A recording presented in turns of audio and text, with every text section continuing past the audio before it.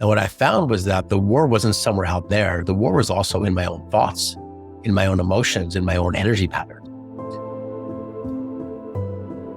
Hey, YouTube fam, Todd Jason here, and I'm posting this video on 9/11, 23 years after the devastation. And for those of you who don't know my full story, my entire journey into this field of transformation and the work I do in the world, but also my own personal growth, started by my experience in 9/11, because I was there in New York, living in downtown Manhattan, and I heard that first plane go above my apartment. I thought it was a firecracker. And the view from my apartment at the time was unobstructed of the Big 11. So I witnessed 9/11 from a perched view, and it changed my life forever. And I'm doing this video, number one, to commemorate that experience and to honor all the lives that were lost in that tragedy and that continue to be lost in tragedies right now on this day.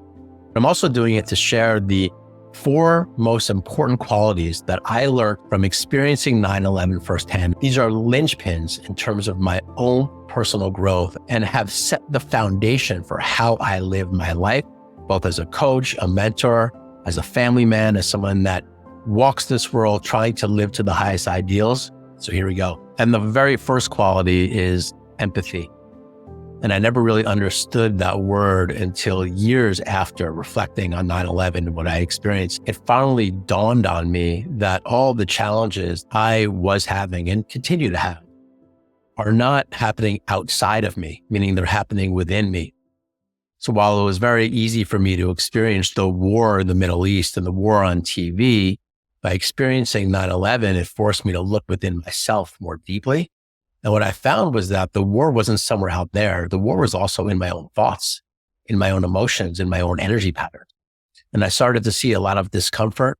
When I began meditating and practicing mindfulness, I noticed how much pain I was in internally.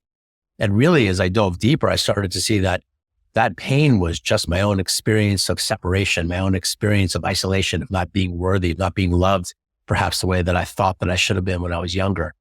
But the important thing was this understanding and this embrace of myself as being someone who was actually in pain. And everything that I was doing in my life was an attempt to correct that pain or distract from it. But I was called after 9/11 just to sit with it. And out of that birthed something else, which is empathy, the understanding that how hard this was and is for me is just as hard and is for others.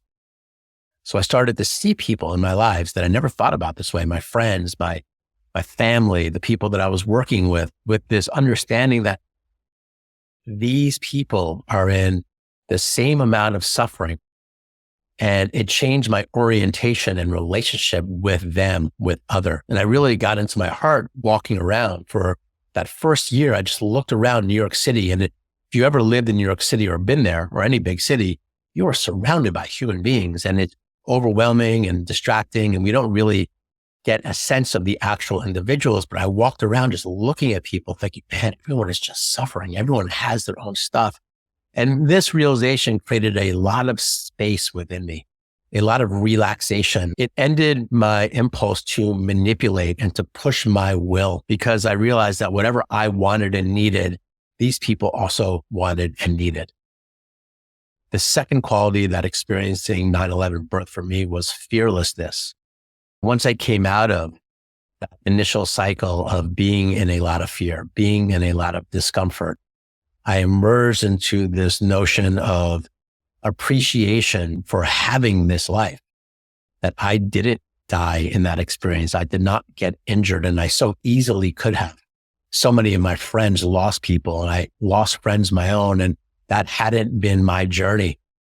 And so it woke me up to the preciousness of this life. And over the next few years, I started to act with more conviction and fearlessness and just going for it. And why not?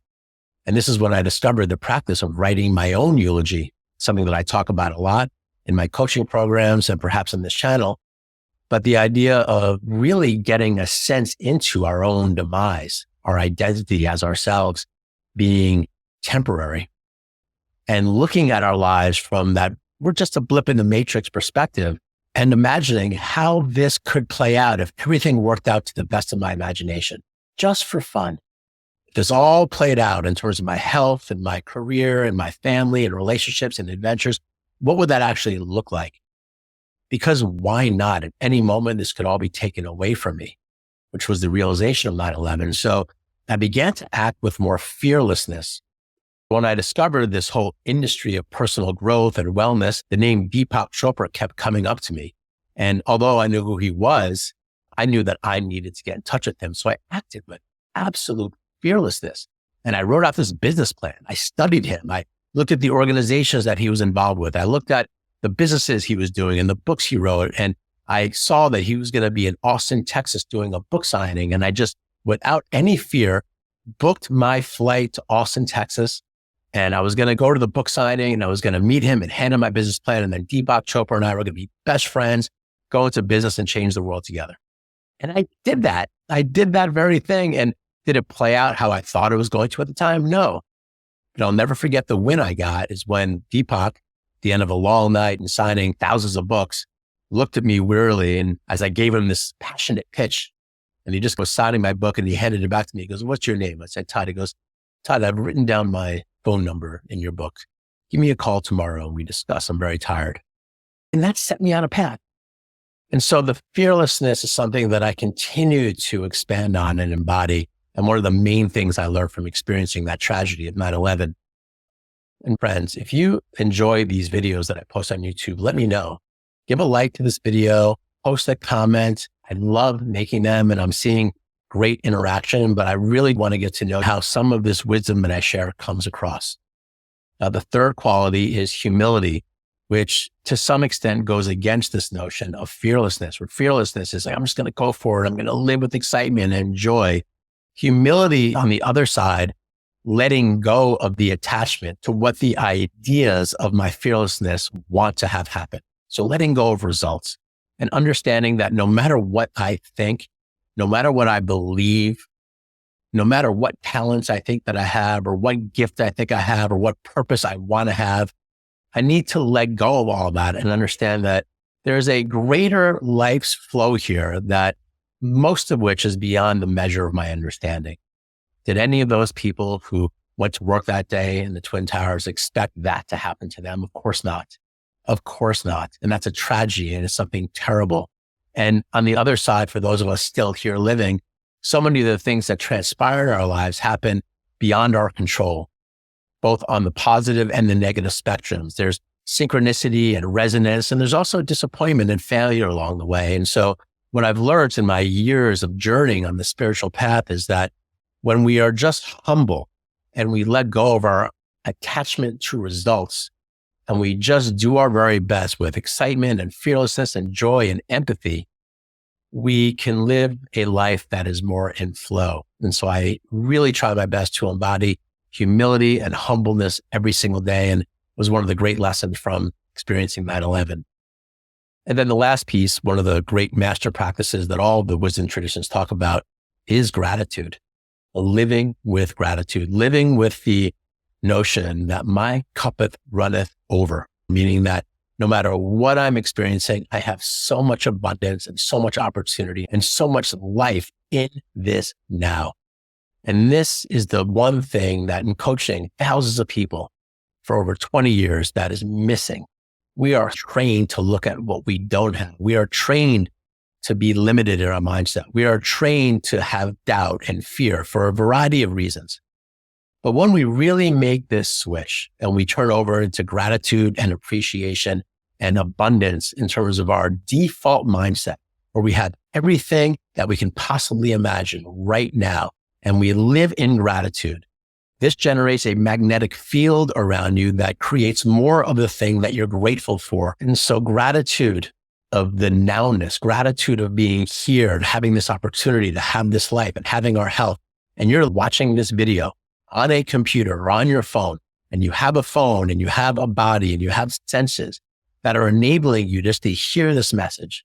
And my prayer is that you're getting some level of motivation and excitement where you can now get out of your own way so you could have more of that joy, more of that fearlessness, more of that humility, more of that non-attachment to results, more of that gratitude so you can set the world on fire while you are here. That's what I want for you. So 9/11 was just one of the greatest teachers in my entire life. And this video is dedicated to the souls that passed, to the families of those that lost loved ones, to the millions of people that were affected by that event. And let's be real for a moment. This is still going on. 9/11 is happening every day in our plane of existence. And so we need to just generate that love and appreciation all the time. And I believe that the way to really change the world is to embody these more noble qualities and have that expand. It's change from the inside out, not from the outside in. So I hope that helps. And I hope you can feel my love and my prayer, my energy. And I look forward to hearing your thoughts.